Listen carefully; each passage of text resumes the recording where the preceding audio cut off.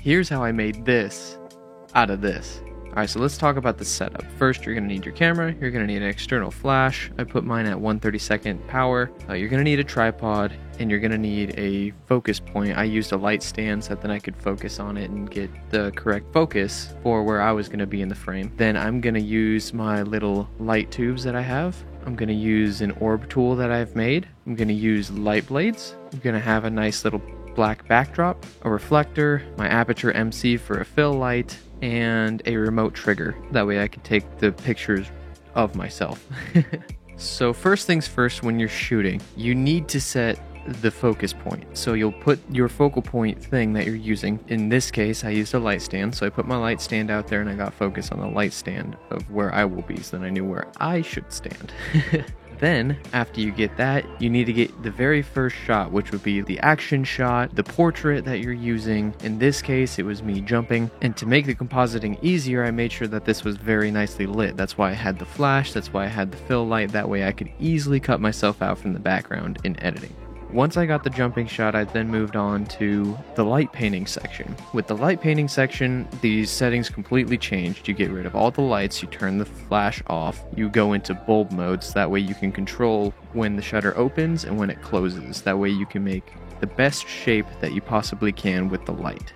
Also, it's very important that you wear black clothing, that way you don't show up in your photos. I mean, I have to cover as much of my skin as possible or else I become a tiny little ghost in my photos that I have to edit out later. So I had this idea at first to make tentacles, kind of like a Doc Ock character out of light. I was using my light painting tubes, and I was trying to make these spirally shapes and everything, and just it wasn't turning out in camera exactly how I wanted it to.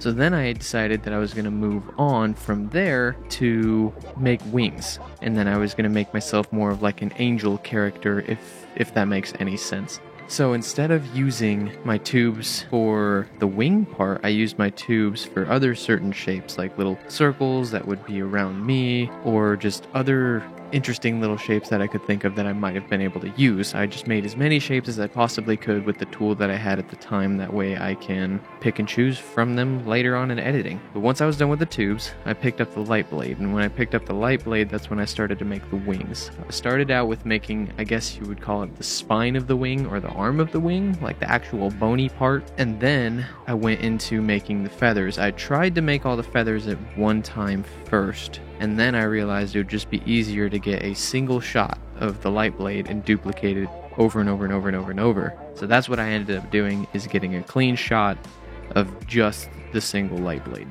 With the orb tool, all I did to start is get simple rings. So the orb tool is just a group of lights that is taped to its battery pack that is then taped to a string that I can spin. So I got perfect rings because I would just hold it pretty much whatever distance I want and I would just spin it around in a perfect circle, and it gives these really beautiful rings that I then used later to add all around me. When I was also using the orb tool, I also did a bunch of weird different swinging around me and whatever I could really think of, once again just to sort of test out and see what does what, so I can learn for later, and I can also possibly have it for the edit if I need it.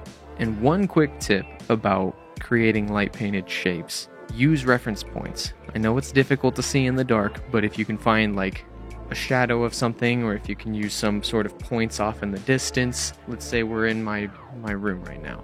I see the corner of the wall, so I'm going to use that as one point, and I'm going to come back around to it, but I'm going to hit two different points on the way. So that's my starting point and ending point, but I'm also going to have a middle point that's directly below it, so I have a little filter case over there as well.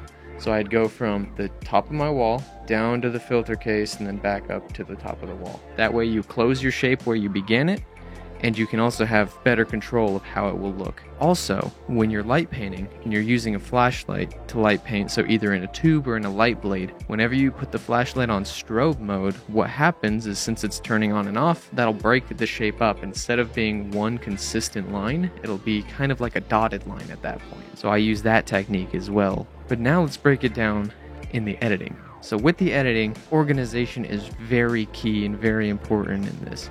You want to make sure that you select the pose shot that you have first. That's the best one that you've got. And then you really want to make sure that you also have the correct shapes that you've made with each tool selected and in its own folder. So when you selected your shots, bring them into Lightroom. And then in Lightroom, what I typically do is basic corrections on the jumping pose first, the white balance, the light, the contrast, simple beginning steps. Then I'll bring in the light painted ones, and I will make sure that the blacks are black and the whites are white. That way it's much easier to composite later. Once I fix up the light painted images, I actually select them all and export them into their own little folders so that I can actually bring them into Photoshop easier and it won't bog down my computer as much. After I've exported those, I will go back to the best pose that I edited. I will right click and bring it into Photoshop. Once in Photoshop, I'll then take all of the exported light painted photos that I have and I will drag and drop them in. Let them all load in, hit enter, making sure they're all in the same exact project. After that, I usually go through, pick whichever ones that I think will fit the best, and I will change their blend mode from normal to lighten. That way it only shows the light parts. And from there, I create a clipping mask, and then I paint with the brush, a black brush, to hide my little ghosty figure behind all the shapes. Once I have all the shapes masked out and changed into their correct blend mode, I'll usually set them up into the arrangement that I want them to be in. So I typically try and do this all together, so I'll grab the shapes that I think would be good in different places and I will place them roughly in that spot, change the blend mode, then actually get them into the correct spot, and then I will mask them out. That way they're where they need to be and then precisely masked out.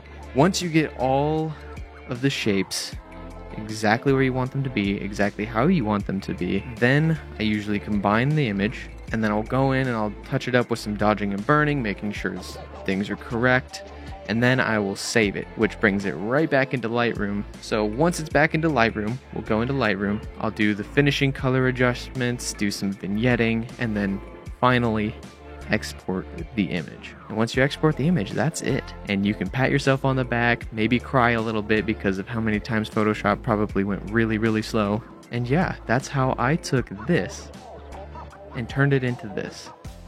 So I hope you guys learned something today. Don't forget to like, comment, and subscribe, and I'll catch you guys in the next one.